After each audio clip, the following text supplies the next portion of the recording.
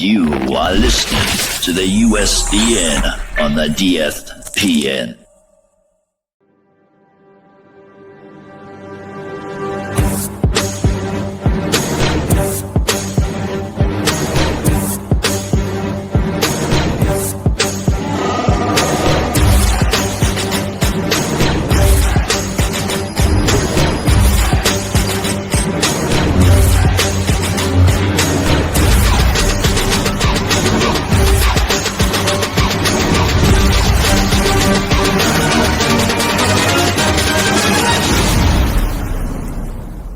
It's a trap!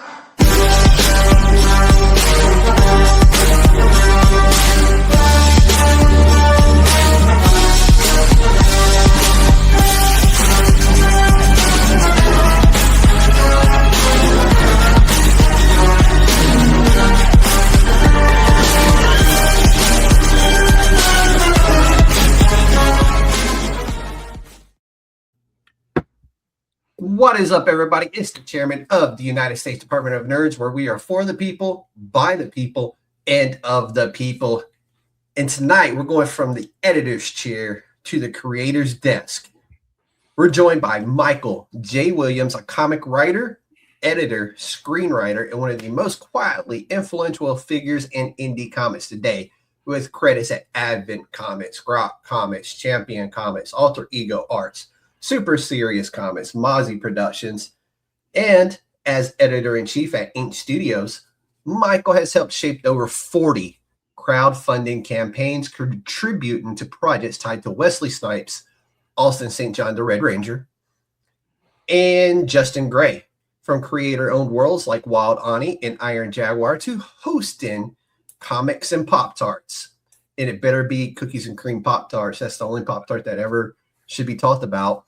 Michael bridges creation, curation, and community. And tonight, we're breaking it all down.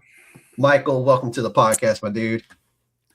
I appreciate you, Mr. Chairman. Thank you so much for having me, man. Hey, no, welcome on, man. I know we were talking beforehand about a lot of stuff, and I got a nice little show planned out for us. So let's dive into it, man. Let's dive in. So you wear a lot of hats. Yeah. Writer, editor, screenwriter. What came first and what pulled you into comics originally? So the ideal dream was never comics initially. It was the silver screen. I watched a lot of movies, TV shows, cartoons growing up. I was always a vivid storyteller during playtime. I wish I would have kept the journal. It probably would be a book in its own right. Mm-hmm. Every toy in my room had a role. And when I noticed that I could write about 14, I wrote a small fantasy series based on a mystical set of armor called the Armor of Aldelon. And I put writing down for a little while until I had kids, got married later in my late 20s. I decided to go into game design. I know it's a far left from telling stories. It's a huge far left. Yeah. So I was at a But you're still telling a story, though. Yeah, so I thought I would be able to tell stories up until I think it was after Assets, right before programming. We had a class on visual storytelling that let us play with some of the physics in Unity. And in that class, one of the big things highlighted in bold on one of the notes for one of the assignments was, if you plan on telling story in video games, game design is not the program for you. I wish they would have told me that year one. So I had a small family tragedy, and my grandma passed away. I had hurt my shoulder at work, and I was kind of caught in between. Well, do I want to keep on telling stories, or what do I want to keep on doing game design, or do I want to tell stories? So I swapped from game design to creative writing for entertainment, and I'm like, cool, new journey. We'll finish this program, get my bachelor's. I'll move to California, my native hometown of Orange County, San Clemente, where I was born in '88. COVID happened, unfortunately. Of course. Yeah. That uprooted a lot of things, including raising a family in California. And then the economic side of it was just too expensive. And I know from reading lots of articles through the Washington Post and New York Times, a lot of the bigger ones that talk about kind of the movie and entertainment industry, that it's really hard to raise a family and come up as a starting writer for screen. I never gave up on that dream, though. So I dived right into the master's degree program the year I graduated with my bachelor's. I finished in 2021. During my bachelor's degree program, rolling it back, I had a class with Roland Mann. Roland Mann is an artist in his own right, worked on Catwoman back in the day, did a lot of the Marvel tops. He runs Silverline Comics now. But my class with him taught me how to write comics, taught us how to letter and work the programs. And I was kind of starry-eyed, and then also super mysteriously and somewhat inspired to know more. So I kept doing that for a while, got hooked into a writing group, and we were trying to make a novel happen. That didn't work out. And then when I finished my master's degree program, I was kind of in the earlier stages of what would become Comics and Pop-Tarts.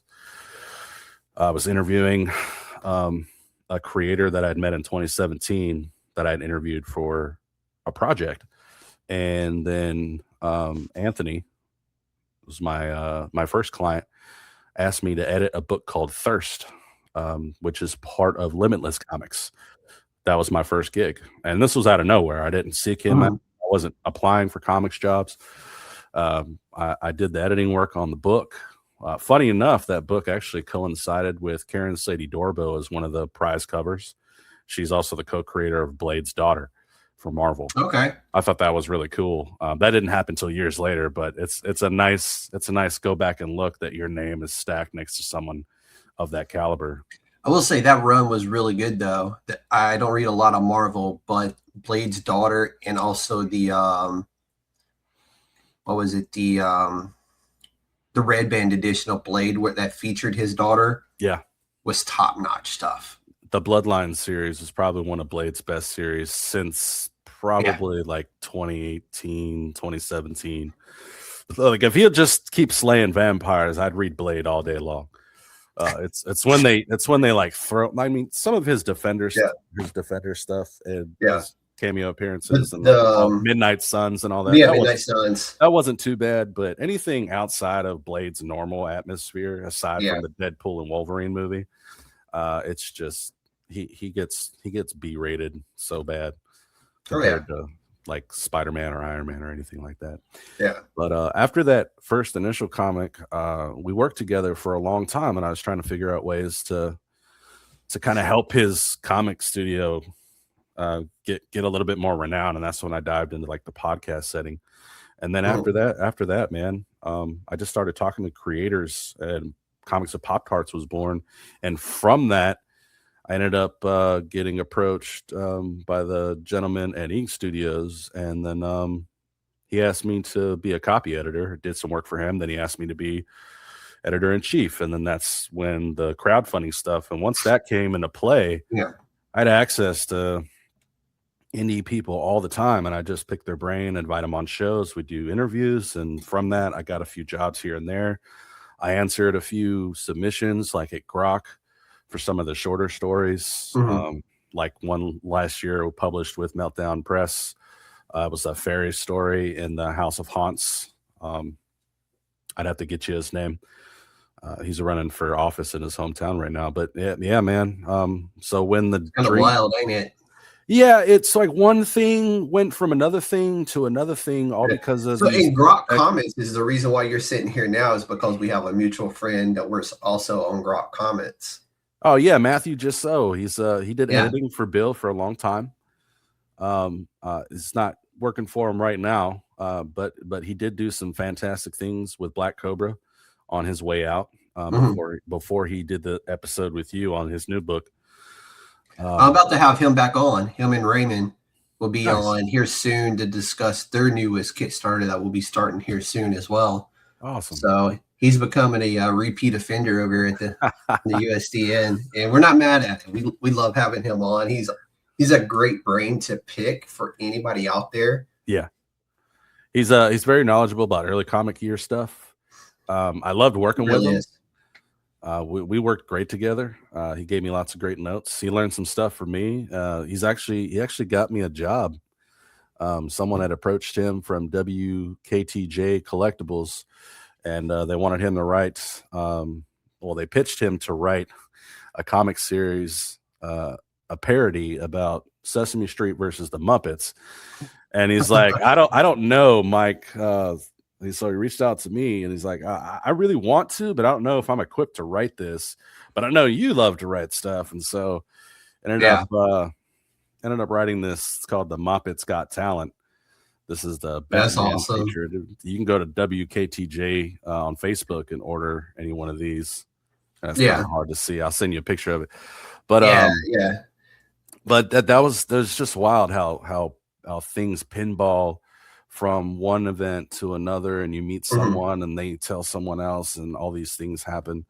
The Ink Studios ride was kind of a really cool thing because it gave me some professional credits. We got to work on Bigfoot Moonshine, and that was through Image Comics. And that was an early 2000s thing there. Oh, the Bigfoot Moonshine, or is that more recent? No, it sounds familiar. I just can't place the year on it. Yeah, so I think it started in 2022, and it was coming. It's either 2022 or 2023, and it finally came together at the end of 2025. To his credit, though, Howard was releasing digital files like Exile did with Lawson up until they got to the point where they can print and send it off. But it was a great series. It also led me to have a real good friendship with Austin St. John, who's coming to Biloxi in February 14th and 15th. We talk off and on. I loved his comic Redemption. I've been trying to talk him into hiring me on helping him finish it. We'll see. That's the I thought Boom Studios was working on that one. Yeah. I'm not sure. I haven't gotten any updates. I think I went about 6 months without talking to him. He's got really busy with he's been having, like, his con schedule has been out of the world. Yeah. It's his con schedule, and he's been working really hard with Fanword to build that platform. It's a subscription-based platform where you get to interact with him and the original Black Ranger and a few other actors. I did see the big announcement they did for that, and also seen the it was like a 40 or 45 minute show they did on YouTube that just kind of explained their experience and what they went through while working on Power Rangers, which I thought was a really, really great thing they did to kind of tell people how it was working in that time frame. So, but a lot of that stuff happened the way it did, so other cool things could happen, like Jason coming back as the Gold Ranger. I thought was a really great homage. And then the other episode he did with Ultimate Red, where all the Red Rangers came back, which is one of my favorites because they had the old what was the name, the Kamen Rider costumes that were actually the evil ones in the Beetleborgs series that had nothing to do with Power Rangers at all. Hey, you gotta cut corners and save money where you can, man. Yeah, no, it was cool to see them all there, though. It was a great episode. So I just flashback to the 90s there, man. I love it.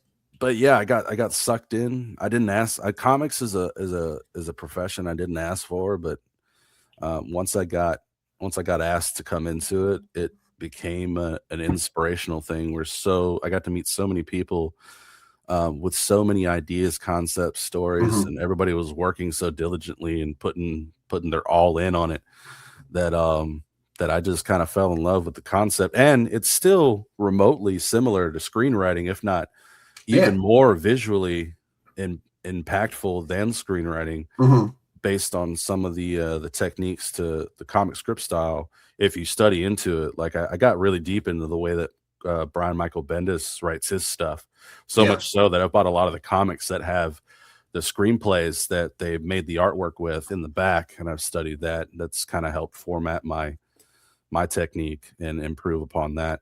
But that also allowed me to help others as an editor from the editor's chair on conceptualizing story, understanding your characters so that you can progress with them, how to come up with obstacles and conflicts that make sense and actually challenge your characters. I think a lot of indie comics that I've come across, not too many, but some of the more amateurish ones that we all still support, where they fall flat is the obstacles just aren't realistic, and they don't really challenge their characters enough. Yeah.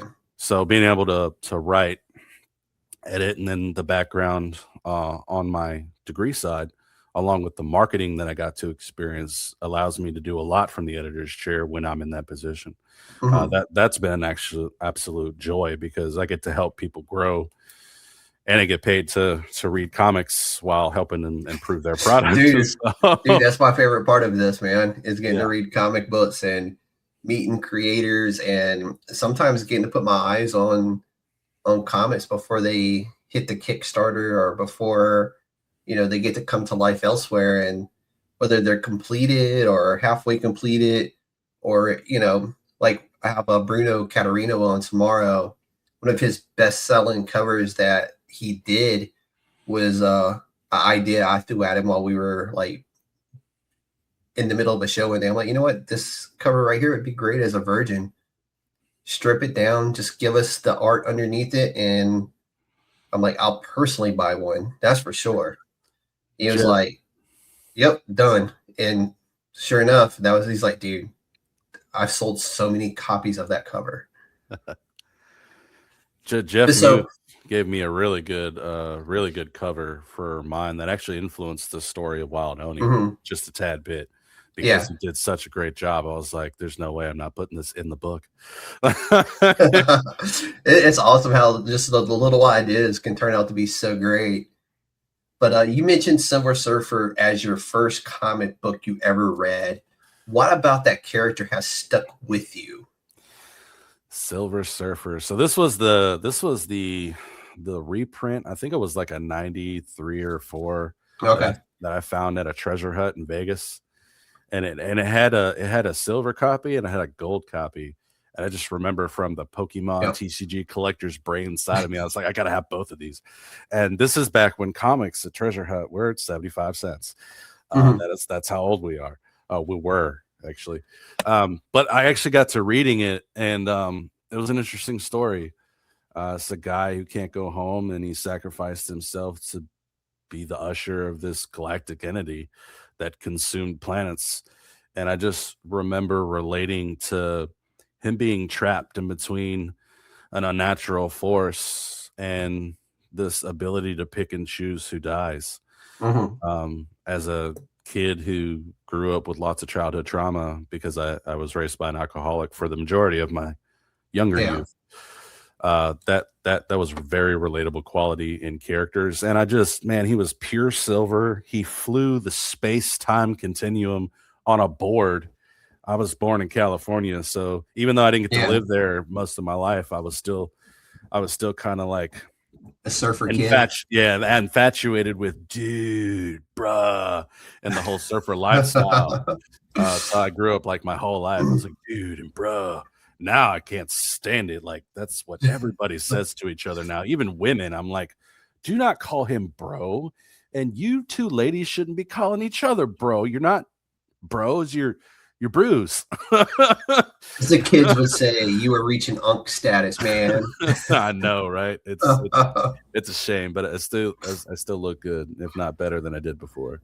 So, hey, just a little grayer. That's all. Yeah, just a few in the beard. That's why I got it braided. So I had it. That's mine was red for about a month after I retired, and then I woke up one morning and it was just like gray. I was like, all right, I will accept this. At least it's not patchy and only grows in here and here, I ain't Joe Dirt in it. Yeah, you got a good duo tone going on there. I earned all mine, so I'm gonna keep them in there regardless. Oh yeah, even if I wanted to dye it, I couldn't do it. I tried to dye my hair once, and the gray shone out like brighter than the dye did. So I was just like, all right, I'm done. I won't ever try that again. I'm a fan of all natural, so I'm just gonna leave it there. But yeah, man, that's why I just kind of stuck to Silver Surfer. Now I didn't read too much up after that because I was a big Pokemon nerd, and that kind of took up a lot of my time. So let me ask you this: being a Silver Surfer fan, how did you feel about the female Silver Surfer being in the new Fantastic Four? Man, because I mean, she is a thing. It's not like they just pulled it out of a hat. she is real. She is actually in the comic books. Yeah. No, not necessarily this storyline they're telling, but she is, an actual thing. Yeah, I think I recall later on Silver Surfer's journey. I think it was in a What If. I can't remember or recall or recant the exact issue or run from what year or age that it was done, but his wife ends up taking over. So I'm a guy who appreciates when they do adaptations, they actually pull from source material and that's actually fact, and it's not some socioeconomic residual or redundancy that they're trying to push. Now, I did have a problem at first until I watched the movie during the trailer about it being more of like a, the mother thing and how, she needs to get everybody on board to save the world. But it wasn't until I saw that they were having a baby that it really got to me, because then I got excited because Steven Richards and Invisigirl's kid is one of the most powerful characters. It is also a protege of Dr. Doom himself, which if you think about Endgame, or no, if you think about Doomsday coming up, it says a lot about what's to come in the MCU. So I wasn't mad one bit. I liked the kind of, I don't know. It still felt like Silver Surfer. It just wasn't my Silver Surfer because they're pulling from different storylines. I'm still a fan of the 90s Silver Surfer so much. Like when the covers used to be the actual pressed silver, Yeah. They did Silver Sable the same way. Almost every issue of Silver Sable had that pressed silver. Yeah, that was a new technique back then for printing. So everything was getting one of those. They abused the crap out of that. Image did it. Image did it too. I got a few. I know. Oh yeah. Of like full on just shiny covers all around. I got a slab of Purgatory up there with the red foil. Oh, nice. The nice red like pressed foil too. It's in a 9/6. I don't know how it ended up a 9/6, but I'll take a 9/6 in a pressed foil any day of the week because I know how hard it is to do that, because you can't press it. You can clean it, but you cannot press it because then you press out the stamp in the foil. Yep. So, but to pull a 9/6, I'll take that 9/6 any day. Yeah, but I was a fan of the original Fox Fantastic Four. I thought they did a great job.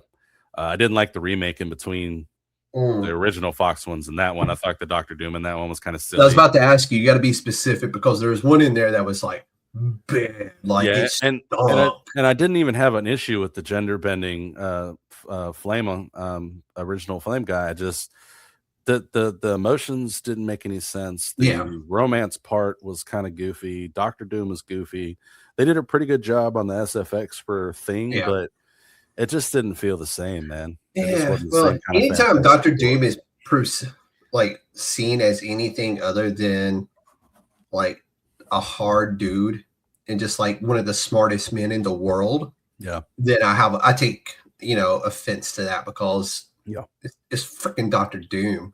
Like put some respect on that shit when you say it, But let's press, man, because we can sit here and talk Fantastic Four and that all day. Moving on. How important is it for indie creators today to understand maybe not all sides of the business, but multitudes of like facets of the business? It is imperative. Especially Kickstarter type stuff, because they're their own marketers, they're their own managers when it comes to it, making sure that timelines are being hit and communicating with people. One thing I will say about being a traditional graduate from a degree program that I have over some of the indies is that you get told early on that you have so many paths to publishing. There's no wrong or right answer. However, you do have to choose a path. It is important for indies to know that if they are going to independently from the pocket publish, create, produce, every aspect of design, whether it be marketing, pre-writing as in like story Bibles, so your continuity for your product. You're not just writing stories, you're making product. You have to look at it look at it like this, and I'll use this analogy. In the morning times, I run a gas station. That's my job outside of comics. That's what pays the bills. In the morning, I count money, but I don't count money as value. I count them as individual bills. So I have 67 20s going into my deposit. When you're looking at comics, you have to look at the creative side, and then you have to do the business side. So you have to look at your comic as a product, not a story that you created. Therefore, you have to detach from the overall creative bias and stop treating it like your baby, and think about it in a way as, how can that baby make me money? Yeah. I know that's a horrible way to put it, because slavery is dead and gone, but that's a product. It's your story. Yes. If you drew it, great. Writer artists are hard to come by, but they're out there and they're doing great. And there's a lot of them out there doing a lot of great things right now. One of the greatest right now, I think, in indie is Mr. Fish Lee. If you ever have a chance to get him on your show, you ought to. He's a gem. He's a great dude, loves to help people. He's just slamming out there on social media, especially with his video content. His video content has just gotten extraordinarily funny over the years. But it's imperative to know the business side. You have to know what's marketable. When you're thinking about writing your next story, you have to see what's out there selling. If you have a universe you're trying to build, unfortunately, universe buys are kind of dying, even though I'm the guilty one trying to build my own. But that doesn't mean that your stories can't sell in that market. That just means universe stories, especially in the superhero genre, are finally becoming niche. And it's just not something everybody wants. Once Something's Killing the Children came out, I mean, you could write Harriet Tubman was a vampire slayer. That's already been out there. Dude, that was a good story, though. It was a great story. Winnie the Pooh stuff is some of that Winnie the Pooh stuff. Although Beneath the Trees Where Nobody Sees is fantastic. That one IDW. Yeah, so I actually wrote. So that one came across the desk when I was working with Geek Nation.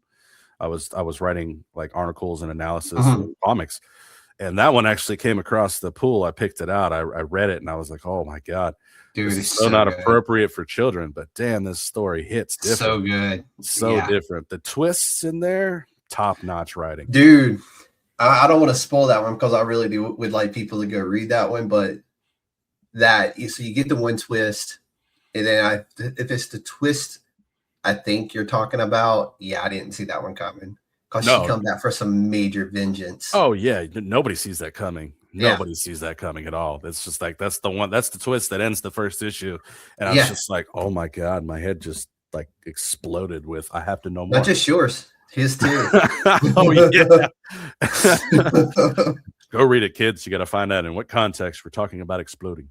But yeah, going back to the creators needing to know the business side is absolutely imperative. It used to be hard, but it's really not. So you can go to places like Comics Experience. I'm a graduate of there.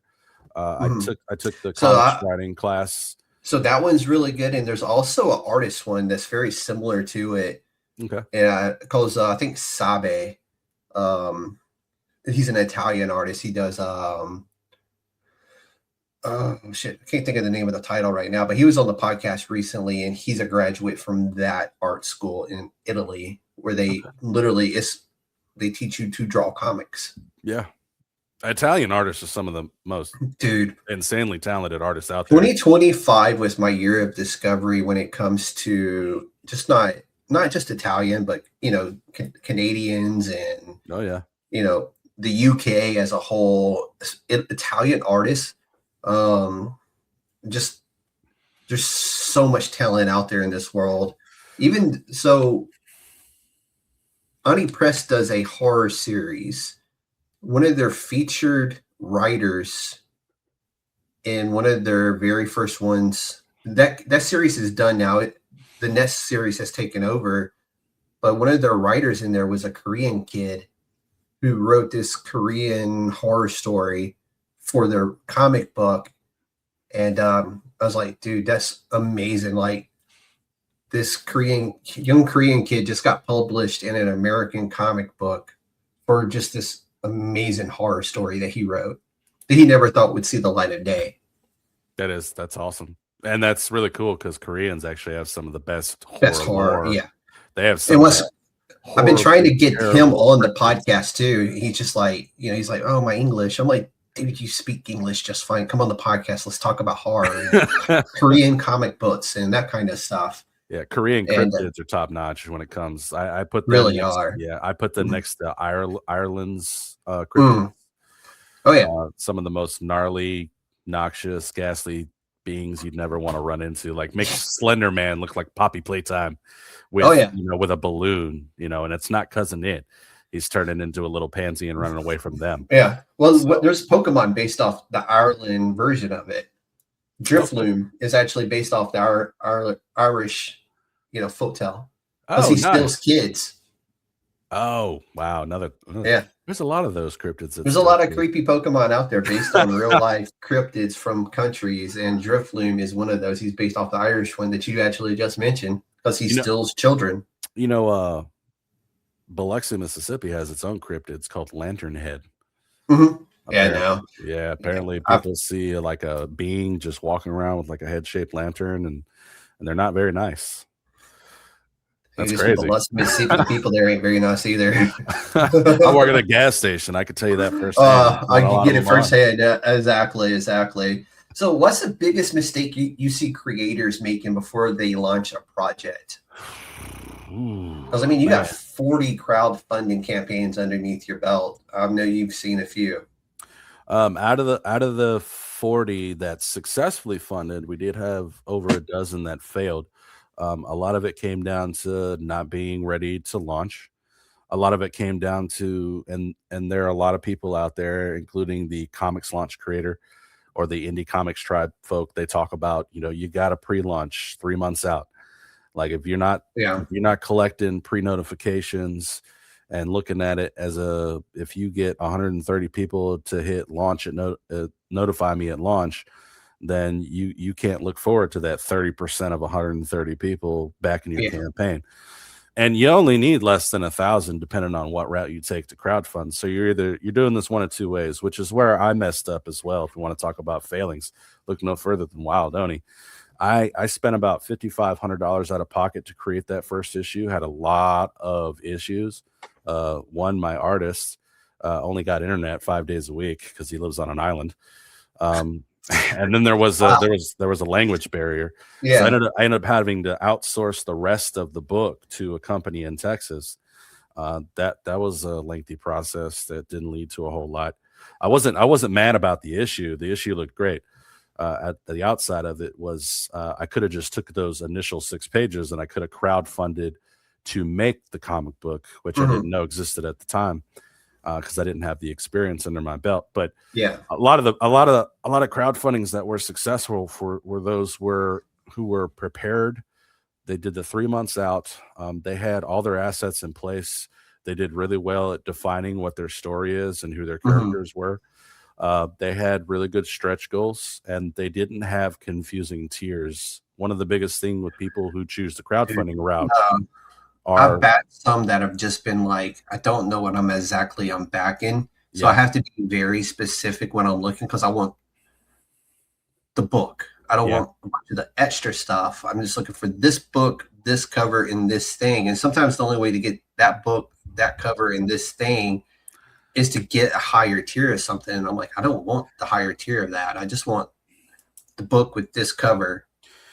You know what I'm saying? And it's like, how do I pick that out? Because everything is so confusing. I think a lot of people now that Kickstarter is more mature, they've added more features and stuff. A lot of people get hung up thinking that they need stickers and prints and they need plushies and keychains and acrylic. I know people who do books and books only, and that they will never do anything extra, just books. And I love that because it goes back to the KISS, right? Keep it simple, stupid.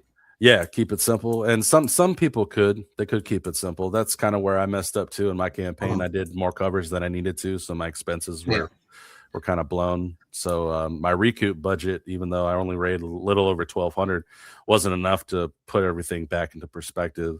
And then the economic side of it, the people where creators mess up the most is they're so they're so focused on the product in crowdfunding that they're not keeping their eye on what's happening outside of comics.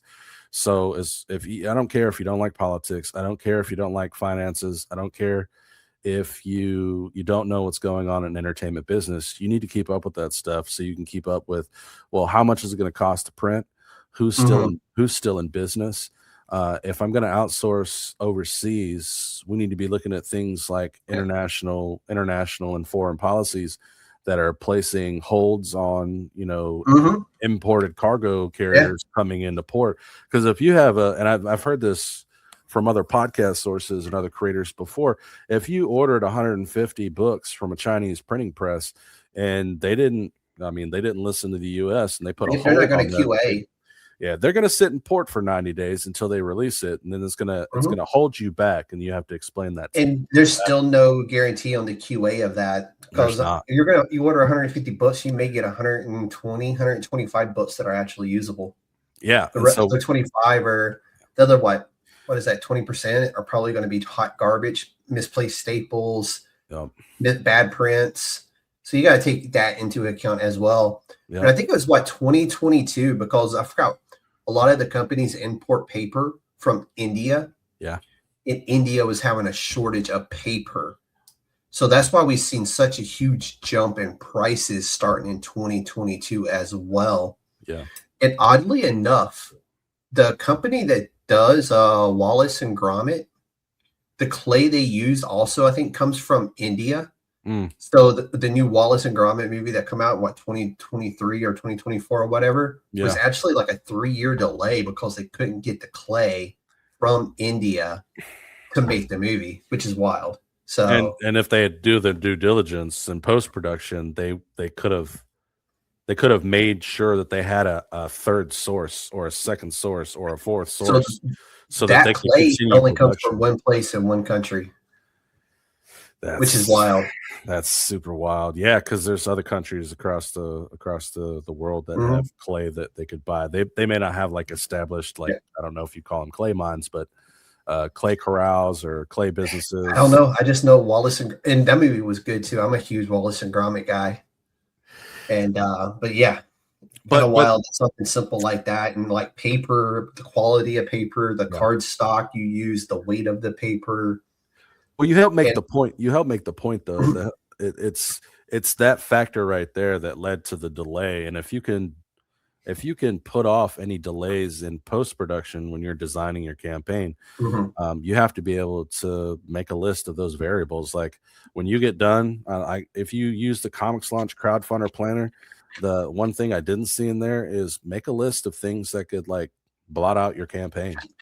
And write solutions on what you could do for all those mishaps that could happen, and see if you have the resources already to prevent those. If it's your work schedule that gets in the way, wake up early in the morning before you go to work and post.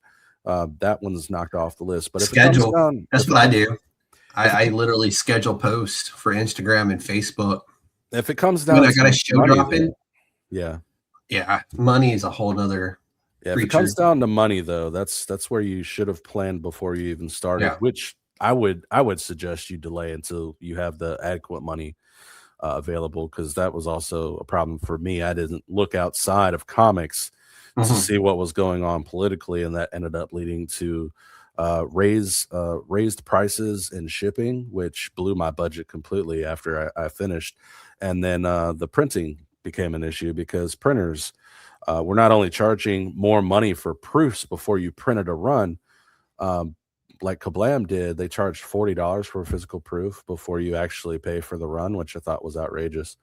And then so I've seen that go from anywhere between $8 to like $50 here lately, and it's wild. It's wild that there's such a huge price difference between companies like that. That's okay. I ended up finding a local source on the East Coast that does independent printing. So I thought that was actually kind of cool that an independent comic book creator found an independent printer. PA? Yeah. I know which one you're talking about. Yeah. I don't know if he wants me to name his company, so I just won't talk about it. But I know who you're talking about because I know somebody else who uses them to print up there. Yeah. So and they're actually really decent in price. It's like less than 100 for a run of 25. So which is really good. it's really great. It's Yeah. actually what helped me get a lot of the copies that I have ready to fulfill. So I had to take that into account, but it's because I didn't look outside of comics that I wasn't able to see those types of things. It's hard to too, because it's not really something, because you're writing a comic book. What does today's world have to do with that? Yeah. And it actually has everything to do with it, and how price inflations and everything plays into everything. Yeah. And I think it would behoove people to open their eyes to the world around them a little bit more, so they're not blinded as much by what's in front of their face. Because you want to produce this great comic book, but where's materials coming from? Where's colors coming from? Yeah. Where's your artists live? Because there's a lot of really good foreign artists doing a lot of really great work out there. Yeah. But sometimes political unrest in their country or internet blackouts could stop them from producing what you're looking for from them. So no, that makes a whole lot of sense. But let's talk about Wild Ani real quick. Okay. This was your first creator-owned title. Yeah. What made you decide this was your story that you needed to tell? Man, look, I got. I'm not gonna lie, the covers and everything I've seen from this book are so fucking cool. So I pitched this as a ghostwriter meets Hulk in the 16th century Japan. And the reason I say that is because it's a story of duality. I don't really have a good answer as to why that was the first. I remember working with Anthony on one of his Kickstarters. I believe it was for the first one. And he was like, hey, you want to put anything up here? I'm like, really? He's like, yeah. I'm like, oh, man. So I sat down one night and I thought about it. I'm like, I really dig sci-fi. I really wanted to tell a sci-fi. But at the same time, I was like, I really love samurais. And then I got back into, like, I'm a really big fan of history.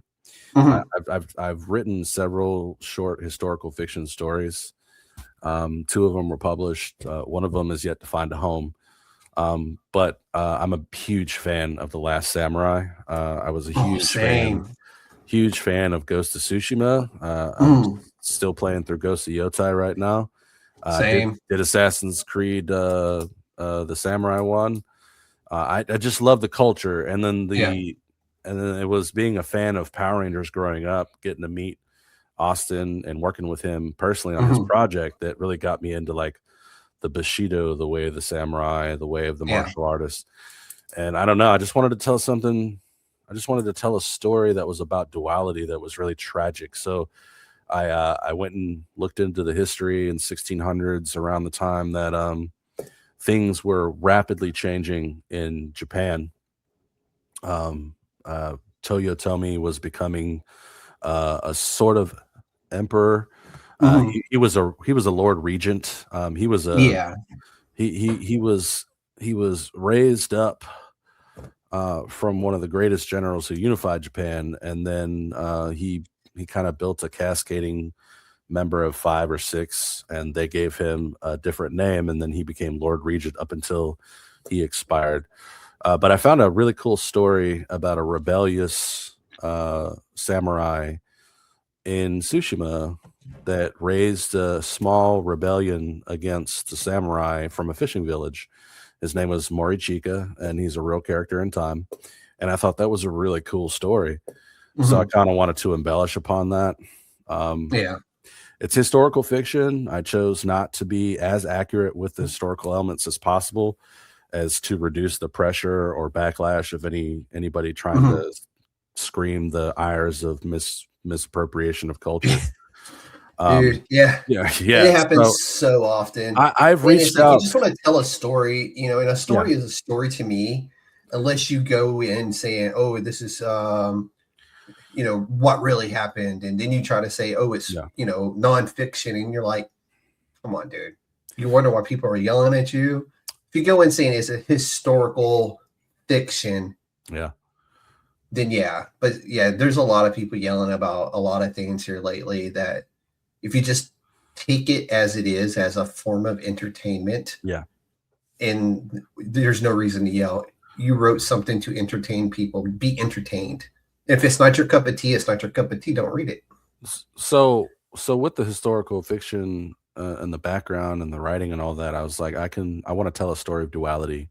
The story is really about a guy who wants to avenge his family, but also has to learn how to become comfortable with who he has now become. Just like Spider-Man, who asked for, or didn't ask for, an incredible power, he took on a credible role of responsibility, which he has now done. His is a little different, though. He made a pact with an Oni demon from the land of demons in the culture of Japan. They call it the realm of Shinkai. The Shinkai is where all the Oni spirits come from. Different from the spirits that were made into Pokemon a long time ago. Those are more of like Animagai spirits. The original Animagai are the elemental gods they used to worship post 16th century, where a lot of the Native American culture gets their gods from, because they were living gods. You know, the water was alive, the grass was alive, the tree was alive. The air was alive, the rocks talk to you, you know, stuff like that. So he makes a pact with the demon. But this first issue is really just kind of stating the fact and the theme. And then in the issues to come, we're going to talk about how he rejects this. There's a force of samurai that exists to expire demons. If we're playing off, what was that movie that came out on Netflix not too long ago? K-pop Demon Hunters. Yeah, so it's kind of like that, where like they are charged with the power to keep these like portals closed. Yeah. And that's something that I discuss in the issues to come. Now, this is a long series. I've got, I think, 6 issues mapped out. I'm still working on the outline for 7 and 8. And then it turns into kind of like a demon hunter type thing. But one of the covers that Jeff Muth did, it was a human Oni in samurai armor at human level, because you know Onis, the lore says they're about 6 to 10 feet tall, or 9 to 10 feet tall. They glow. They kind of look like giant red apes. They feed on destruction and death and all that other stuff, which is basically what it is. But it ties into a legend that I created within the lore of it, which makes him the perfect person, but not so perfect. And it's got a really banging twist. I can't wait to tell about his family, that involves his family and the Emperor of Japan. That kind of comes to a close, and I kind of want the end to be like an epic, where like this huge war kind of, it's gnarly. It's kind of like the end of Lord of the Rings 3, The Return of the King. At the end, I was going to go War of the Gods, when you see the gods fighting in the sky, in the heavens. It gets pretty wild. It's wild Oni. It's pretty wild, man. And it's really cool too, because I've been working on. This kind of ties into Iron Jaguar just a little bit, where I have a. I'm glad you brought that up, because I was going to ask you about that one next. So let me just give them a little background real quick. Yeah. So Iron Jaguar is rooted in mystical Mayan power, described as your version of the Punisher. What draws you to legacy-style characters with cultural depth? That's where my question was going, and you were going there. But I wanted to get that question out of the way. Now you can go into Iron Jaguar. So Iron Jaguar is a really cool character. I think that's about 6 years in the making now. He does not have his own series, but he has made cameo appearances in Champions comics. He is part of the G-Men now. I finally got that in last year. And then from his pantheon, he's got a few cool characters. You mentioned the Punisher thing. That's actually American Lion. I'm not sure where the info came from, but he's part of the pantheon of Iron Jaguar. But Iron Jaguar gets his power from whatever I got from the data you sent me. So it's on you, dude. Do you see how important continuity is? And writers aren't perfect, man. You know how hard it is to be a writer and an editor. To both edit yourself and edit other people, because you're also the writer. So when you're writing, you're like, no, you can't do that, man. Go put this in your document over there. Shut up. Look, I got this. I'll do it later. No, you'll do it now. It's an interesting conversation. I mean, you heard me talking to myself about trying to get stuff out of a folder earlier. Like, hey, let me pull that from this folder real quick. So in the back of Wild Oni, I do have a coming soon. It's a cover. It's an amazing cover done by Clovis Betabola. I've worked with him in the past. He did a lot of work for Tony and them. He worked on Miss Vengeance, which is a comic that was put out by Limitless Comics. The creator of that, Jerry Jones, really good friend of mine. We did a few Not to podcasts be together. confused with the Dallas Cowboy owner. No, not at all. He's also from the East Coast area. Really great guy. Super talented. He does a lot of the technical stuff too. But he did amazing artwork, and that cover is actually for a novel, but I'm gonna use it for some type of comic. I don't know. I'd like to do a one shot soon. I don't really have a series for him planned. His was to be sort of kind of the legacy character that kind of ties all these other characters in. So I have an anthology I started a year and a half ago that's got a bunch of the characters that I've been working on for the last 5 years inside. It's not a comic book. It's just a novel based, but it's enough to publish a cast of characters to get people interested in wanting to see a comic of them. I do have like a little mini series for Iron Jaguar planned, but I got to wait for funds to catch up. Tax season's coming and all that. But Iron Jaguar is a really interesting character that was inspired by the death of my grandma. So this Miguel Fiorello, which is a play on my name, Michael Florio, which is my family Italian surname. So Miguel Fiorello experiences the tragic death of his grandma, and his grandma sends him this shard. She worked for a biotech company that was developing a cure for cancer. My grandma died of cancer for the 4th time. She went into remission. It came back super aggressive, brain, lungs, all this other stuff. It was really tragic. The conversation I had with her is actually highlighted in the graphic novel outline I have for it. Okay. I hate to hear that, man. Sorry about that. It's one of those things that I got into writing for when I switched out of game design. Like I wanted to give people a voice to talk about the thing, because I feel like my grandma died without many options, and a lot of that has to do with the politics and healthcare that drastically and hopefully changes for the good here shortly. But there was the access to a lot of treatments around the world that you can't get if you don't move. My grandma was in her 60s, so there's on a fixed income, retirement, couldn't do much. So it's just a tragic story. But she the grandmother in the book sends Miguel this shard. This shard gives him access to a divine power source that I can kind of compare it to like the World Emerald in Sonic. Okay, yeah. But it's buried in Mayan tradition. So there is a city called Tikal that was taken over by the Spaniards during the hunt for El Dorado's fool's gold, way back in the late histories. I think it was like 1200s. The backstory there is the Jaguar goddess of death, comes to this ruler of Tikal and says that if you follow me, I have this underground city that I will protect all your people, because they were warring with other nations around them for land and all that, resources and all that. It wasn't just the threat of Spaniards, it was the threat of other clans around them. So they go into this subterranean city, and there's this huge power source. You could probably compare it to, Black Panthers, Wakanda Forever. Yeah. But it gave him incredible power. He learns about this and goes on the hunt to reclaim this, because once you're in the city, you're not supposed to leave. Unfortunately, he fell in love with his grandma and gave her a shard as protection. And with this shard, she unlocked the secrets to cure cancer. This inevitably leads to her death, and with it a note for her grandson. And so in the graphic novel series that I'm getting edited soon is him running from this tyrannical corporation that wants this shard so that they can hide the cure for cancer, but really sell it on to the highest bidder before they put it out in market. And that's kind of what the story is about. It's giving power back to the people, but also understanding that with power, I know it's a cliche, comes great responsibility.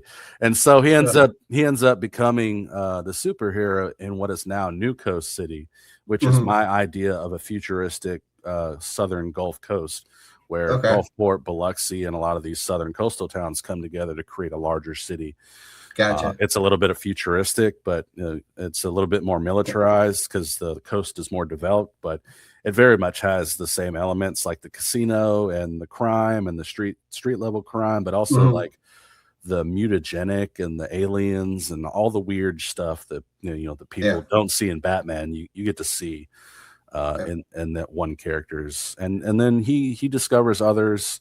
I go back and forth on the Jaguar, which is the one that fell in love with his grandmother, comes into the picture, and he becomes a mentor, and you get to see inside the subterranean city of New Tikal. You get to explore the Mayan background and all that. No, I really like that. And my boy Max says condolences to your family, and then thank you. He's had a busy day. He shot. They were live this morning with Eat the Cake Anime, which I got to watch a few minutes of before having to dive in and do some house cleaning and start preparing for this interview. And I'm hitting another interview tomorrow. So I end up days where it's like back to back. Then I got next week, I got 2. It might be 3 back to back now for next week. I can't remember. But yeah, pretty wild. But yeah, that's Iron Jaguar in a box. I'm super happy for all the crazy crossovers. The biggest one is yet to come. I don't know if you know who Brian J. Lambert is. I've not heard of him. Okay, so he is the CEO and creator of Wingless Comics. They did a really great book called Air Force Ones last year, and one of the tiers was if you bought the highest one, you got to put your character, and you got to see your character as a kind of mech character. Okay. So that's really dope. Air Force Ones is basically Brian Jammert's version of Pacific Rim meets Gundam Wing. It's a fantastic book. Oh, that's really cool. I cannot wait for Iron Jaguar to be in like full cosplay Gundam mech suit. It's going to be fantastic. That's probably the biggest thing I have coming up as far as Iron Jaguar goes. But Wild Oni 2, the issue is almost done. It's almost done being written. I hope to get that out somewhere between summer and fall of this year. Okay. And Wild Oni actually ties into, going back to what I was trying to say earlier, ties into the future that connects with Iron Jaguar. I have a cerulean shade. There's a wild samurai in the Iron Jaguar universe, modern day, that is trying to prevent the shard of Morichika's sword in the old Wild Oni series from being reforged and awakening the Wild Oni. And there's kind of like a force behind that's kind of mirrors the Foot Clan or the Hand. That's led by a really just huge kingpin style Japanese corporate tycoon. And I hope to do some shorts with that, because I want there to be some really genuine martial arts, but also ground and pound level fight scenes that kind of mirror, Keanu Reeves in technicality. His Berserker, but also the John Wick stuff too. Just because the visual aesthetics of that leads to more of a cinematic feel. And I would love for something like that to be picked up cinematically for adaptation. That would be really cool. In going back to like the business side of it, regardless of what you want your indie comics to be, my original dream was screenwriting, was getting something on the screen. So every time there's so many that I get a chance to talk to that their dream was the silver screen. Yeah. And comic books ends up being like their fail safe, or where their path ends up landing them, I guess you could say. Yeah. And I know Jess Silvetti and E.B. Coogan, they actually work in Hollywood. They have movies being produced, and they produce. It's possible. So it's possible. Absolutely. 100%. And they're great writers, and their comic book Shock-Headed Peter. That's the name I was thinking of earlier. That's the one that Sabe does with E.B. Coogan and Jeff Silvetti. Okay. And it's a brilliant, brilliant comic book. I know they just funded issue number 2, which issue number 1 I have. It was a brilliant read. Issue 2, from what I've got, the sampler that I've gotten, so good. And then at the same time, he announced when he was on the podcast that he had a movie that he was he was producing on, I believe. Yeah. So it's kind of cool. And then that movie came out. And I'm just like, oh, that's so cool that I kind of got not the breaking news on that, but I got kind of the scoop on it before it actually hit the silver screen. So that was kind of cool. That's awesome. Yeah, that's one thing I keep in mind when I write. I always write for the visual. And sometimes I want it to be cinematic for a reason, and it's for that very reason, because Hollywood doesn't do originals very much anymore. I don't know if you've been watching a lot of movies. Very few times I've been impressed by what comes out of Hollywood, the traditional Hollywood. And it's not been much. A lot of it's either echoes of old school action movies, or it's dramedies with a bit of action now. Kevin James did one with the lead actor, a Reacher, I watched on Amazon, which was really funny. Yeah, but that was like Kindergarten Cop, and something else had a baby. In that other movie with Triple H with the bus or whatever. Oh yeah, that's kind of what it reminded me of. But they were both really funny though. Oh yeah, they were. Well, it was an interesting dynamic. It's like the white version of Central Intelligence with The Rock. Yeah, The Rock and Kevin Hart. Yeah, Kevin Hart. That was a great movie. But it's just not a lot of originality. And I know like a lot of my stories are set kind of in the hero genre and the vigilante genre, but a lot of them, they go into things like American Lion goes into very much the Punisher vibe of clearing out organized crime. The Samurai goes into the Wild Samurai goes into very much the street level crime of Tokyo, and it also deals with international and foreign crime as well. Iron Jaguar deals with street level and then eventually, supernatural threats. There's another character that I have. Red Nebula is a man who is created by a billion consciences, and he comes to Earth hoping to do the same thing that Superman and Green Lantern do for DC, and that's to protect his world from being, taken over by this reptilian alien race, which is a mirror of some of the conspiracy theory stuff that go in. So it gets pretty dense in sci-fi and mysticism, organized crime. So you've got drama, you've got action, you've got emotional tyranny, you've got vigilantism, you have all these different aspects of duality. How do you come up with all the origins? So this is a really cool question. I appreciate that, Mac, aka your boy. Let me break it down for you. The way I came up, and I described this earlier with Wild Oni, was I looked into history, and I was looking for a character to inspire me to create the story of Wild Oni. Like I knew I wanted this character to make a pact with a demon. I knew I wanted this demon to be stuck in a meteoric prison. And I knew that he was going to have a family that tragically died, that motivated him to just see nothing but red in his vengeance when he drew his sword. And so I discovered Morichika. And from that, I read his story. There's very little information because there's not a lot of international servers that share.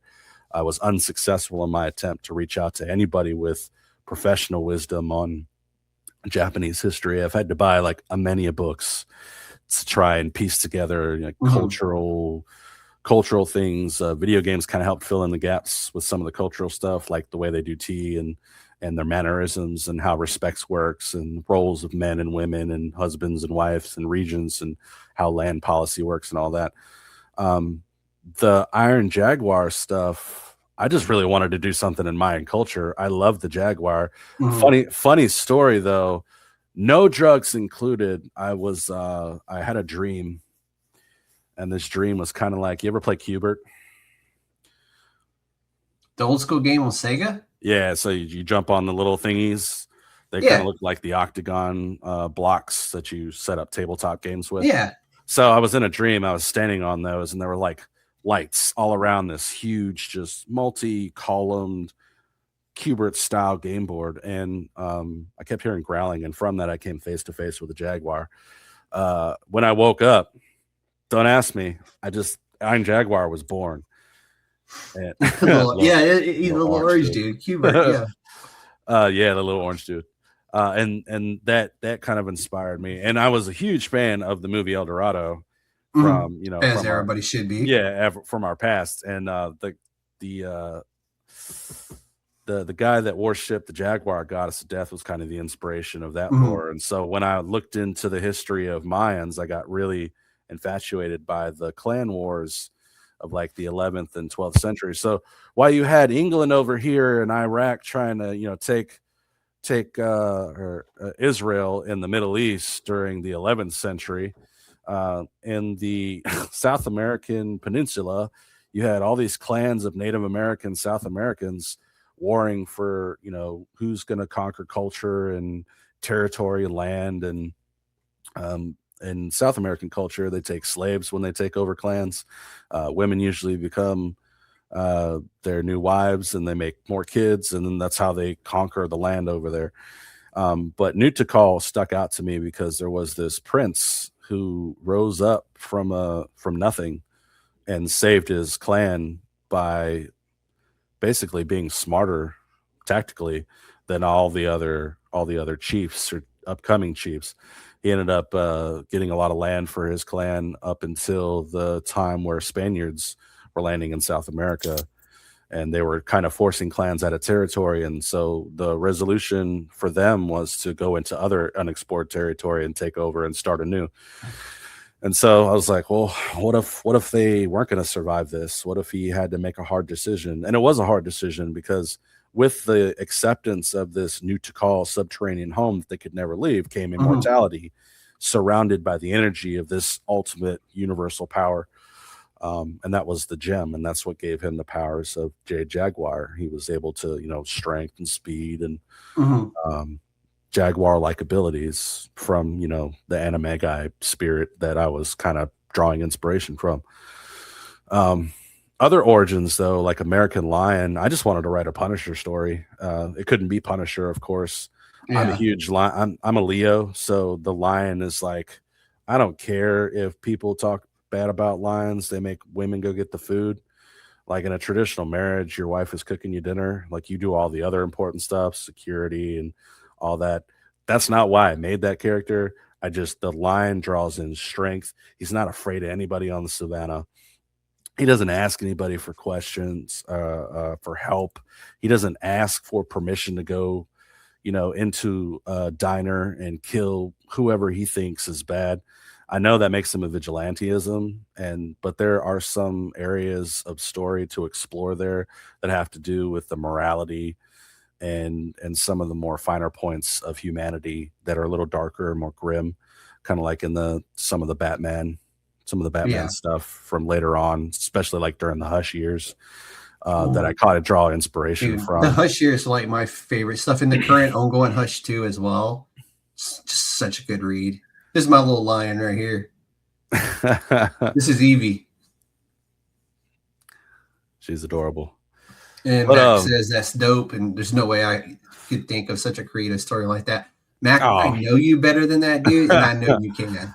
I've known you for 20 years, bro. Yeah, that's not even true, and it really doesn't have to be about heroes too. There's been a lot of great characters in comics that weren't heroes. I mean, look at Scott Pilgrim. He wasn't a hero. He's just a guy who wanted a girlfriend, and he ended up having to conquer all these different obstacles. I'm laughing because that's literally his favorite fucking story. Is it? He's a huge Scott Pilgrim fan. I love the series so much. I was tickled when they made it a movie, and then when I watched the movie, I was like, the books are better. But the animated story was really good too. Yeah, they I hated really the fact they canceled it early.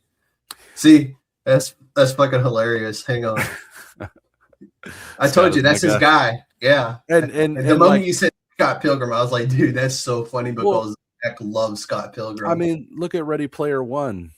Oh, dude, so good.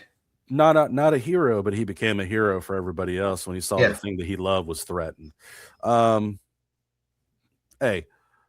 Commissioner Gordon, not a superhero, but He even stood up to Batman sometimes when he got out the rails. Dude, I watched him put the gun to Batman's face and I was like, no, dude, you're going home tonight. Yeah, like that was one of the wildest issues I ever seen is Gordon was like, nah, I'll take you home myself, and held the gun to him. I was like, geez, Commissioner Gordon ain't playing with Batman right now. Look, I read a lot of Oni Press stuff, but only because they publish Rick and Morty. Not Heroes, but no, a lot of people. Not no more. Heroes. Oni Press's contract ended with Rick and Morty in December of 2025. So sad. I don't know if another company is picking up Rick and Morty, but as of right now, nobody has Rick and Morty. Oh man, that's a tragedy. But that, Jerry, not a hero, but he's done some heroic things. It's really all about. So I tell people when I'm in like writing stuff, writing classes, because this year I stepped down to media and communication for the Writing Guild. I was VP, but we did a lot of workshops. I've given a few speeches. I've talked at a few conventions on writing and how to publish comic books. The thing about writing should be the play of creating characters. And one of the coolest things I ever did in a workshop, which was I was still learning at the time, my good friend put that workshop on, and it was interviewing a character that you wanted to create. So think about a character that you wanted to create, and then create a list of questions, no more than 5, no less than 4, on what you would ask them about themselves. Like it could be simple as what do you want? Like where were you born? What favorite music do you like? What's your favorite food? Do you have any family members? That line of questioning right there starts this entire kind of like character monologue of that's a unique way to go about doing that. I actually like that a lot. And from that you can create more questions, and if it becomes fun, sky's the limit. I mean, you can fill up a whole notebook like that, and by the time you're at the end of that notebook, you can extract those answers and have almost a story. Brother, I have a whole rack of notebooks that would make Michael's look like they don't even have enough. That's funny because I know exactly what you're talking about, because I've been like writing ideas because I'm developing some stuff as well. And congrats.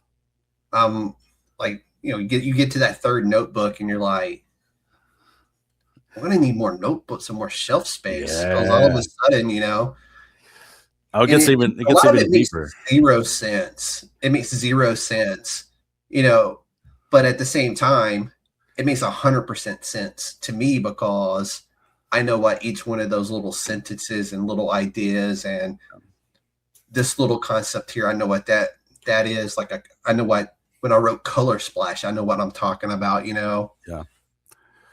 I get to do this from the editor's chair sometimes, and I definitely do this from the writer's chair. If I could give a nugget to your audience. Please. That's actually like quite literally, it's one of the last questions I ask each time is, what advice would you give creators trying to balance creativity, family, sustainability? Just like, what do you have for other creatives out there? So much. We could do a whole nother podcast on it, but I'll keep it brief. You don't need a master's degree to be a writer, to be a great author. You don't need a bachelor's degree to be a great editor. I do say that as you study and you learn, you do create a vacuum of skills. Those have led me to be just a detailed person who catches things that makes me a great editor.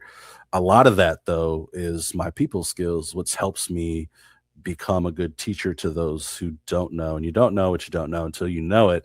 And then once you know it, you can get better from it.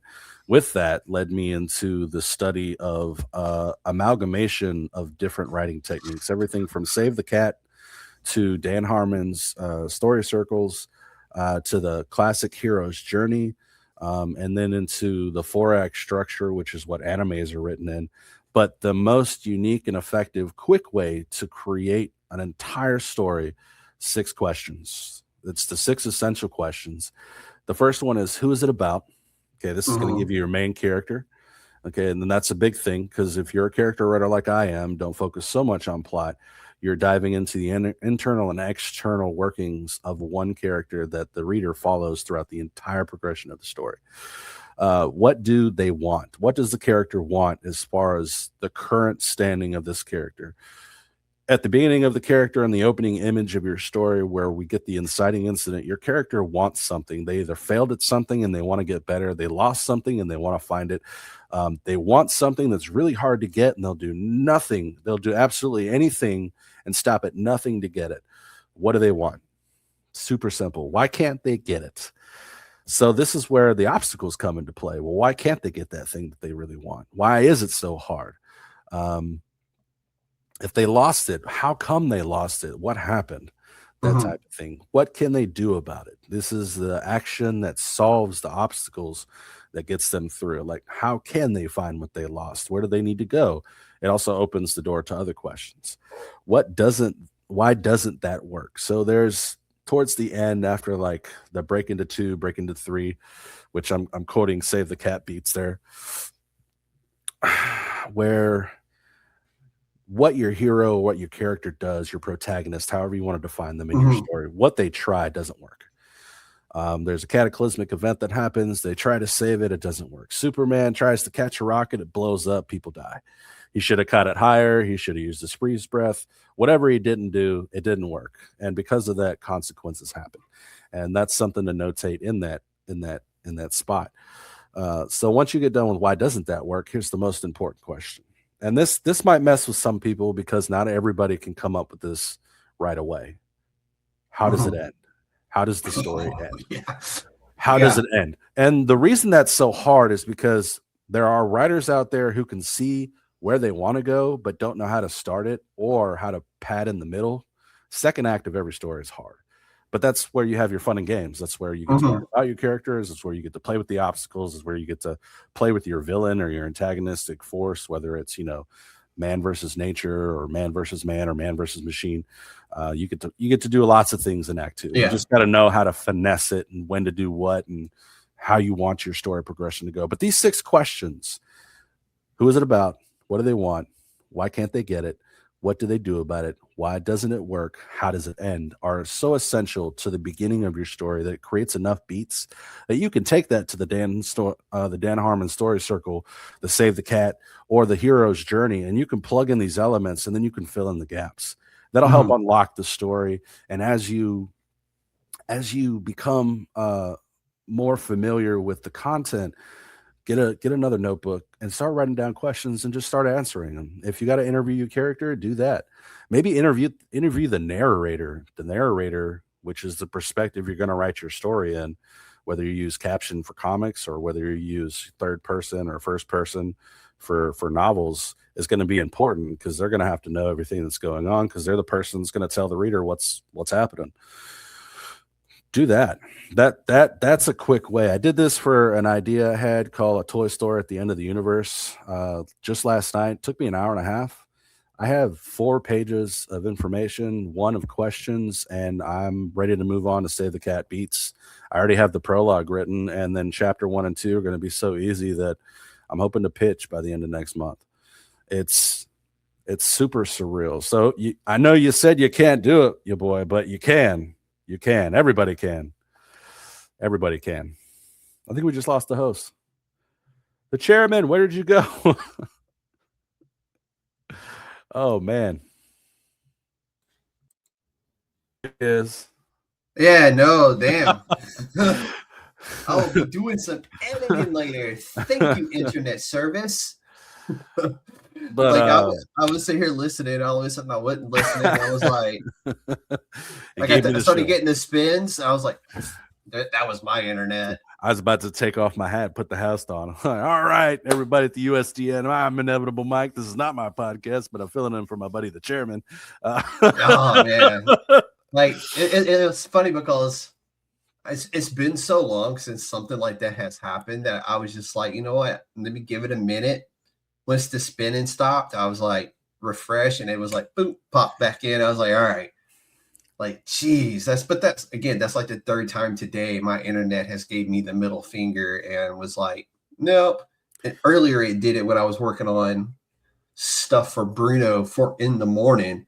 So I was just like, come on. I'm like, please tell me it saved that part of it. And it didn't. So I ended up rewriting his whole entire interview again because nothing saved on it. The 6 essential questions that I spoke about, that's not my system. That's a system that I got from watching a dedicated YouTube channel on screenwriting. That system came from an interviewee. I've forgotten his name, but I'll send you a link to the video if you want to put it in the show notes.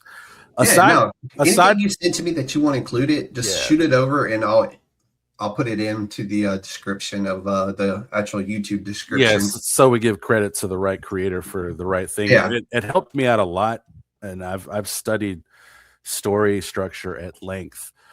Just don't get lost in the structure. The best way to really write down your story idea is to tell it to yourself on paper. This is how I wrote the 35-page outline for Iron Jaguar's graphic novel.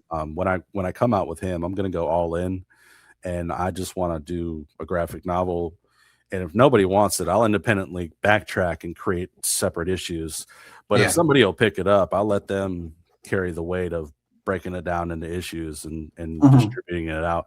I just want his whole origin story out there, because it drops so many characters, including the assassin Moccasin, which I'm super excited about, because he debuted in The Black Dahlia, which was another Champions Comics recent Kickstarter that finally mailed out towards the end of 2025, and he's got a plethora of backstory that's super unique, and that's what I tried to do. I try to craft and create unique characters. I would also tell your audience that too, on top of the 6 essential questions for just getting your idea on paper. Try to create characters that are unique and relatable. Don't give in to the trope. The tropes happen. You can't help some of those tropes. A lot of story ideas, they run into each other, but every message is somewhat different.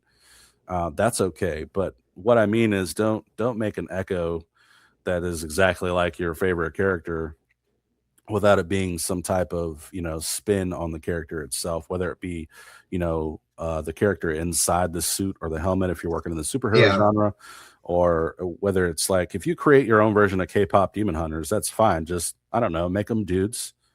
Maybe they don't sing. They just love K-pop and they get together as a group and listen to K-pop, but they're also demon hunters. It's mildly different. And each one of those people would have different personalities from the characters that, inspired you to write this story. Morichika was inspired by the Ghost of Tsushima video game just because I love the landscape, but not just because of it, but just samurai culture in general. Yeah. A lot of the discipline is something that I envy in my own life, my own personal life, that I wish I had, that I've been working on for years. It's super hard. I respect the culture. I wanted to tell a story in it.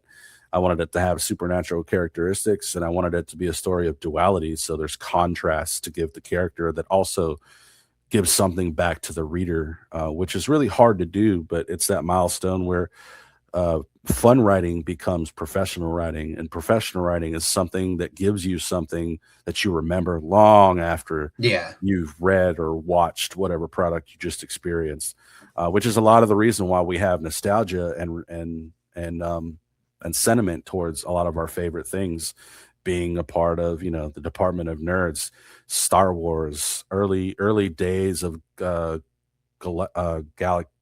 Galactica, Stargate SG-1, Star Trek, a lot of the sci-fis out there, early superheroes.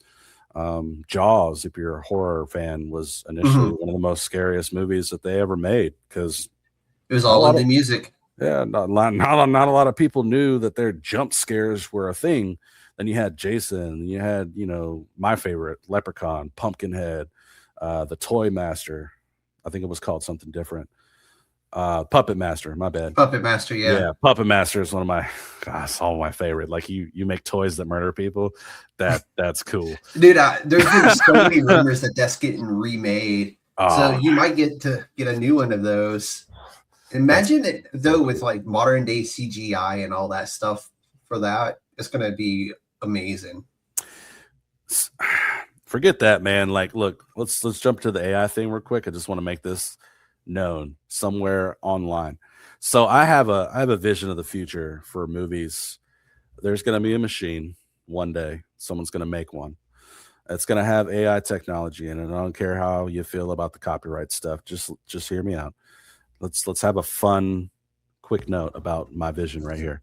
They're going to be a machine that looks like the machine that you get in and take photos of for like $5. Mm-hmm. You're going to sit in there. It's going to close. It's going to lock. You're going to be able to create a movie in less than 5 minutes with a few keynotes, a few keystrokes. It's going to ask you, would you like to watch it? You're going to watch it.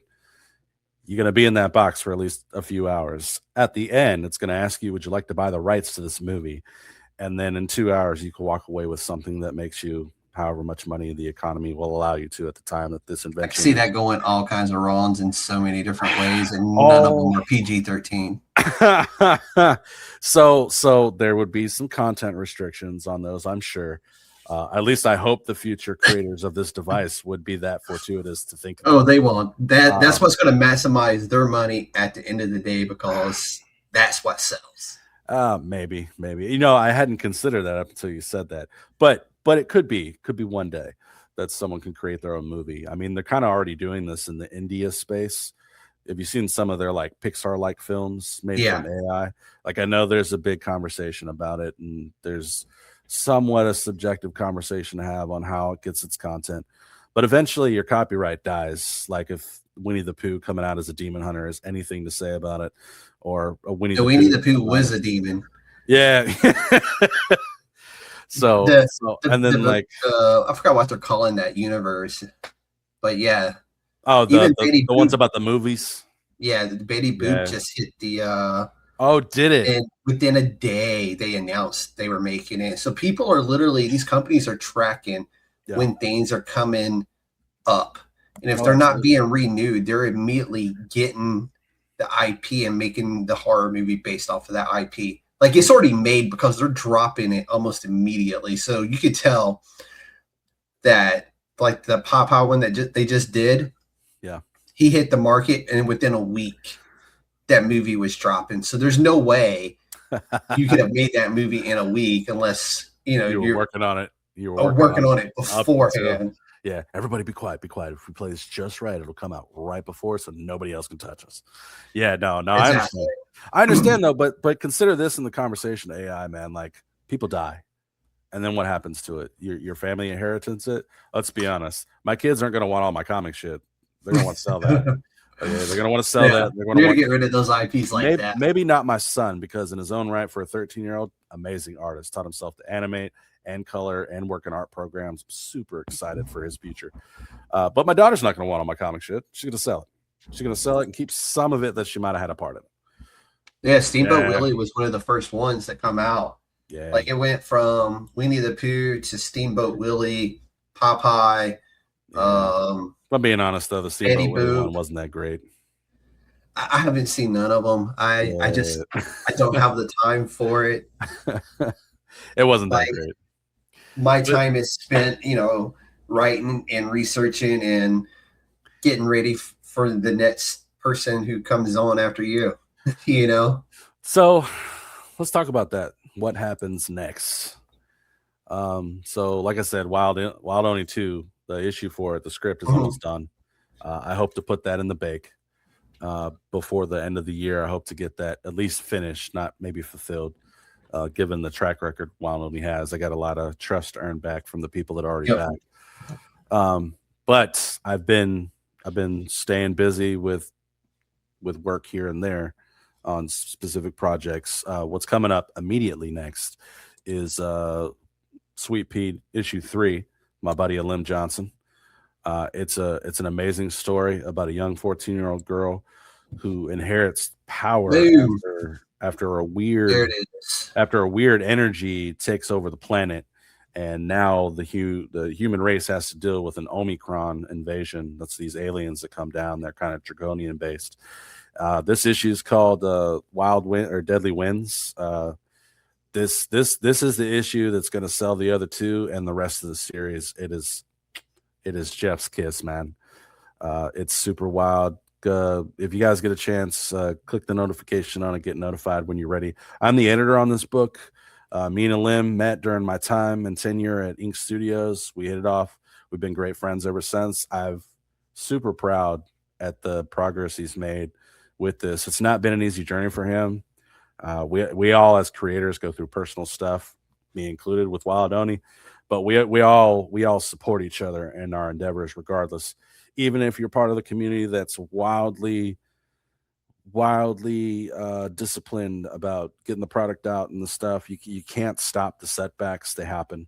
But Sweet Pea is coming out real soon. I'm super excited about that. Hopefully, if you want to in the future, we can get a limo on and we can talk about it all together. No, I was gonna say, dude, that looks like a very fun project, and I will include that link in the description of this video when it goes live, both on YouTube again and on all the podcasting platforms that we do through Transistor. So that will definitely be in there, along with any other link that you would like to share. Just shoot them over to me and they'll be included. Okay. But dude, that one looks a lot of fun. Like, it's love definitely fun.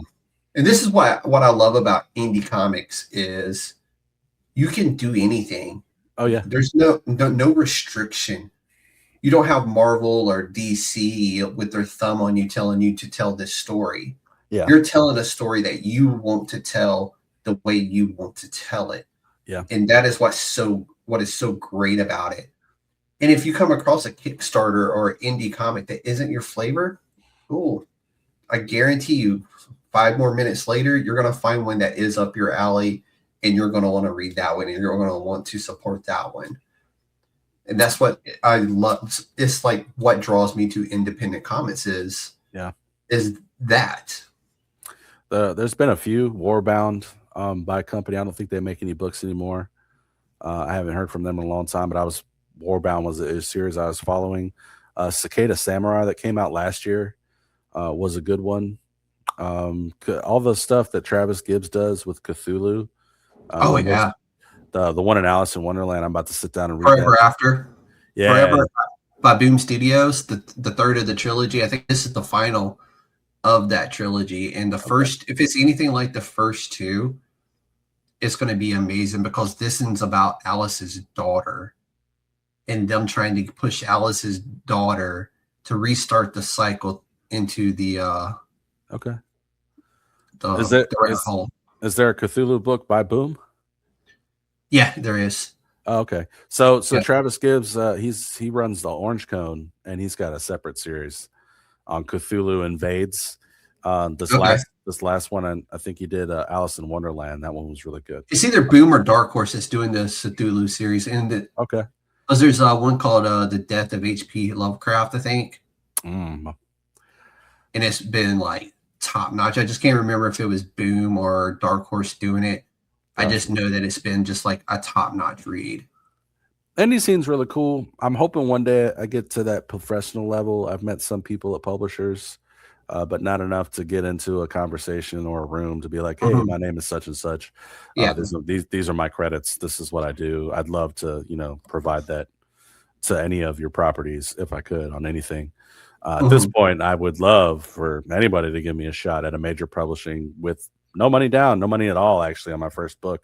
So if you're out there and you're listening, you need an editor or writer, I'll do it for free the first time just to get my name in the door.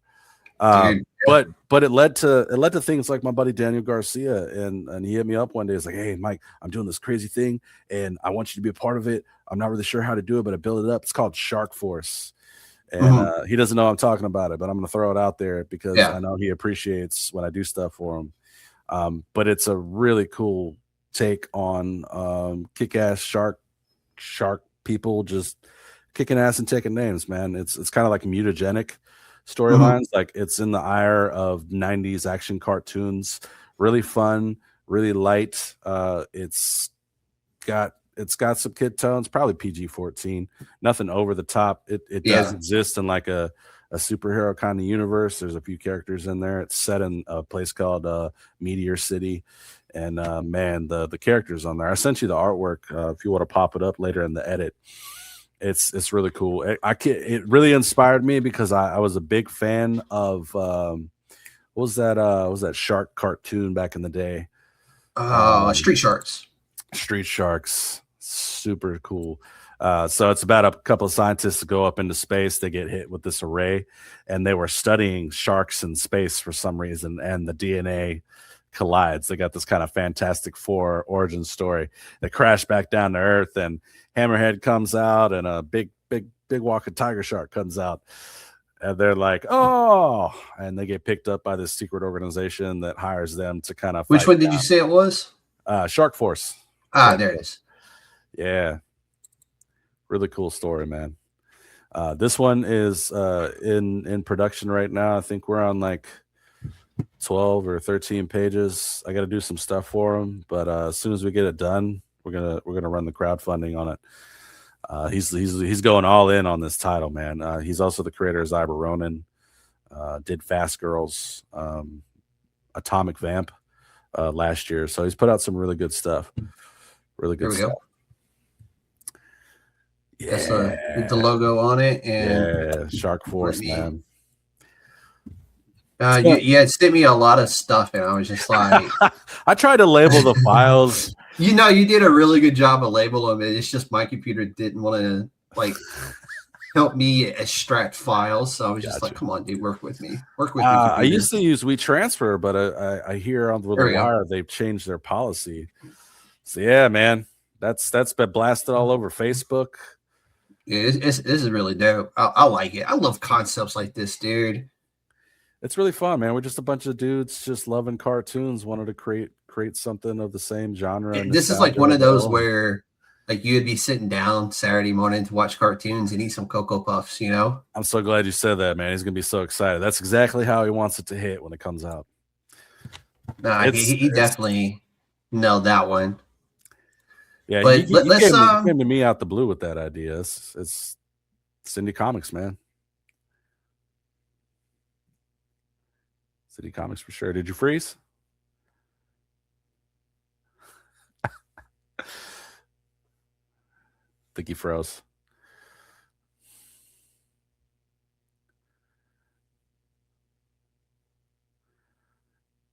Anybody out there who's listening or watching live, you got any questions? I'm all about the questions. If you got questions, ask now. We'll wait for Mr. Chairman to come back.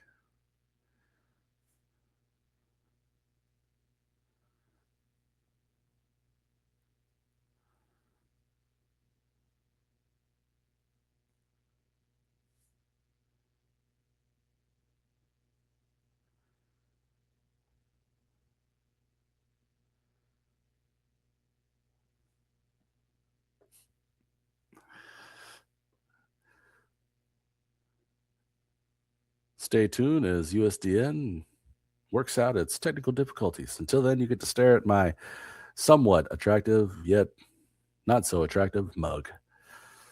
It's actually good for comics, just, maybe not for television. So acting was out of the question. Anybody out there still listening?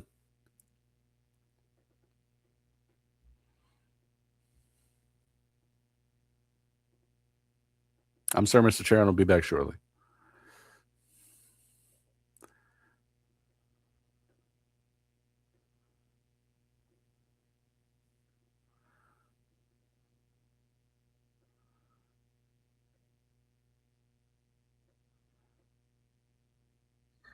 Sorry about that. And there he is. Welcome back, Mr. Chair. Right.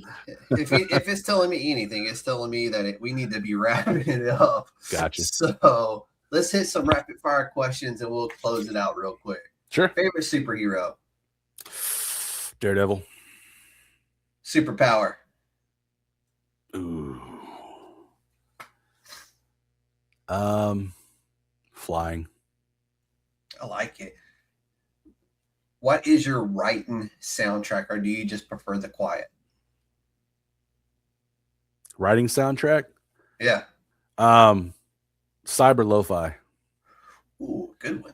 I've been known to dip my toes into that one as well when I'm writing. Yeah, it's really coffee or late night snacks. I know for me, I'm a coffee guy. Yeah, no, it's like as you've seen when we were. I'm definitely a coffee guy. Yeah, unfortunately. One word to describe indie comics right now. Inevitable. God damn, that's a good answer. Holy shit, that's a good one. I love that one. All right. Michael, where can people find you and your work? You can find me really mainly on Facebook. I haven't really gotten too heavy into the Instagram posts. I'm testing the waters on TikTok. You are a hard man to keep in touch with. I got so much to do, man. It's really hard to put social media down. So Facebook, you can go check out any of my later podcasts for Comics and Pop Tarts on any one of the major listening streams, Amazon, all the other ones that I forgot since it's been so long since I've done any of that. I'm still out there. They still got my hyperlinks in there to my Facebook, my Instagram. Hopefully we'll have a Substack soon where I put out shorter stories, visual stories, even some like webtoon comic stuff. Working on that for 2026. Hopefully this will be a good year. But yeah, come check me out on Facebook. Perfect, dude. Mike, I want to thank you for coming on tonight and dealing with me and my internet issues. That's all right, man. Again, I'm going to have some editing to do, but that's what we sign up for. Yeah. The USDN will be live again tomorrow morning with Bruno Catarino at 10 a.m. Eastern Standard Time, which is 3 p.m.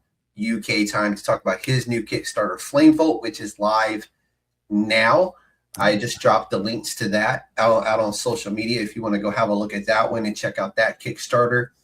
And with that, it brings us to the end of tonight's conversation. Huge thank you to Michael for joining us and sharing his journey through writing, editing, crowdfunding, building meaningful stories, and indie comics. Make sure you follow his work, support creator-owned projects, and keep an eye out for what he's bringing next. And as we've seen, Sweet Pea is looking to be a phenomenal book.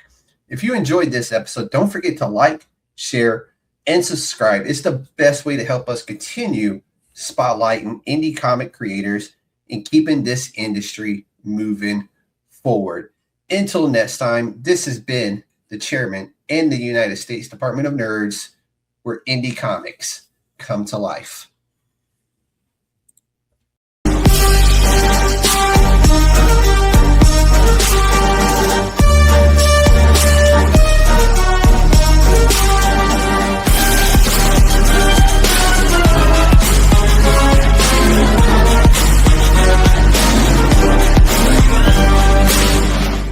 It's a trap!